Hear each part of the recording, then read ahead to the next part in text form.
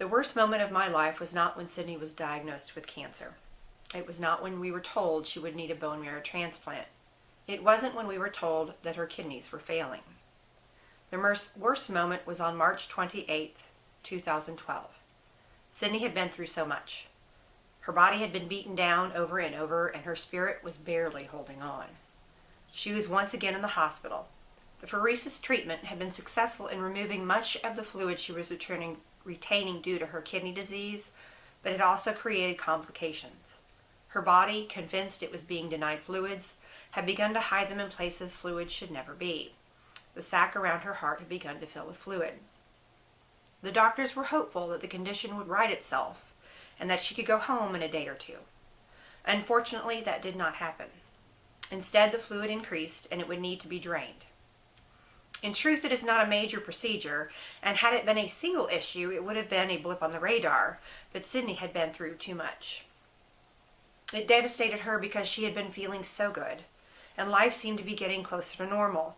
To have yet another hurdle thrown at her was just too much. We all have our breaking point, and Sydney was about to reach hers.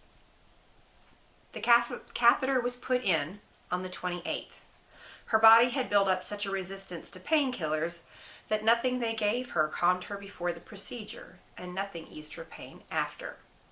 They had given her everything they could, and she still cried out in pain. This would be my worst day, but not my worst moment.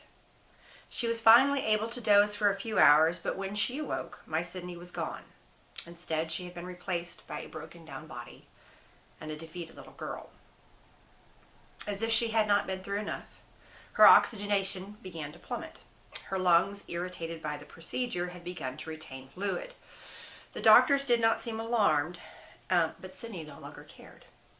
She had her PICC line in one arm, a pheresis catheter in her neck, and a catheter in the side of her chest, and now she had an oxygen tube drying at her nose. Sleep was no longer an option.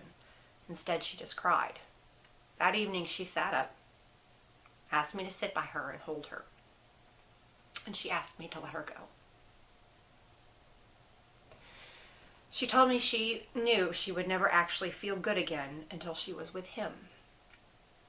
It took me a few moments to get air in my lungs. When I could keep it together, I asked her to keep fighting. I told her how much we all needed her, that I knew she could pull through. I promised her that if I ever hit a point where I thought there wasn't hope, that I would let her go.